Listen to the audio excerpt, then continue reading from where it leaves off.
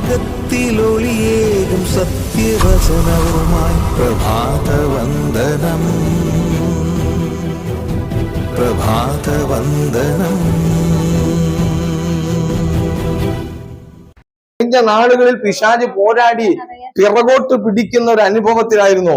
എന്നാൽ 2024 ഈ മെയ് മാസം ഒരു വാഗ്ദത്തം ഇന്ന് രാത്രി കർത്താവ് തരികയാണ്.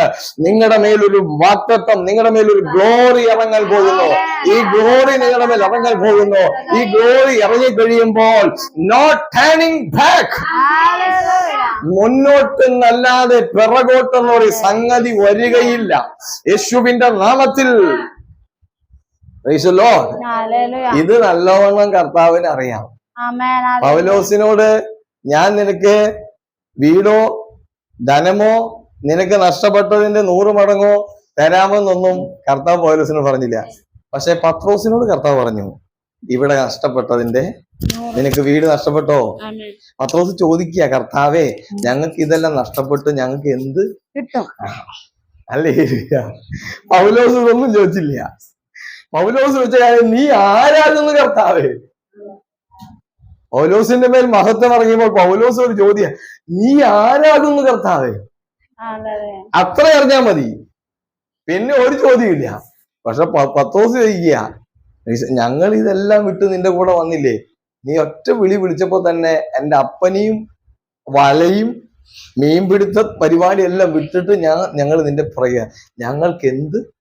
അവ കർത്താവ് പറഞ്ഞു, ഈ ആയുസിൽ തന്നെ നിങ്ങൾ എന്തെല്ലാം വിട്ടുകളഞ്ഞോ അതിന്റെ 100 മടങ്ങ് നിങ്ങൾക്ക് ഞാൻ തിരികെ തരാം.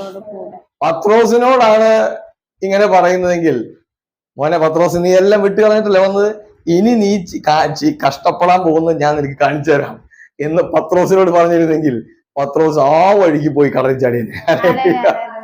കർത്താവിൻ സ്വതന്ത്രം പറഞ്ഞേ, ഹല്ലേലൂയ. അപ്പൊ കർത്താവിന്റെ ട്രീറ്റ്മെന്റ് കണ്ടോ?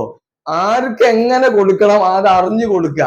പൗലോസിനോട് ധൈര്യത്തോടെ പറഞ്ഞു, മോനെ നീ എന്റെ നാമത്തെ പ്രതി എന്തെല്ലാം കഷ്ടം സഹിക്കേണ്ടി വരുമെന്ന് ഞാൻ നിനക്ക് കാണിച്ചു തരാം. ഈ ഓഫർ കൊടുത്തിട്ടാണ് പൗലോസിനെ ശിഷ്യനായി വിളിക്കുന്നത്. ഇതാ ഗ്ലോറിയുടെ പ്രത്യേകത, ഇതാ മഹത്വത്തിന്റെ പ്രത്യേകത. പത്രോസിനെ അങ്ങനെ പോകുന്നു, പത്രോസ് രക്ഷയില്ല. പത്രോസ് ഓടിയ പറമ്പിൽ പുല്ല് കാണില്ല. കർത്താവിൻ സ്തോത്രം പറഞ്ഞേ, ഹല്ലേലൂയ. അപ്പൊ ദൈവം ഓരോരുത്തരുടെ നിലവാരം അറിഞ്ഞിട്ടാണ് ദൈവം ഓരോ വാഗ്ദത്തങ്ങൾ ചൊരിഞ്ഞത്. പത്രോസിന് കൊടുക്കേണ്ടത് കർത്താവ് പറഞ്ഞ പോലെ പത്രോസിന് കൊടുത്തു, പൗലോസിന് കൊടുക്കേണ്ടത് പൗലോസിനും കൊടുത്തു. കർത്താവിന് മഹത്വം ഉണ്ടാകട്ടെ, ഹല്ലേലൂയ.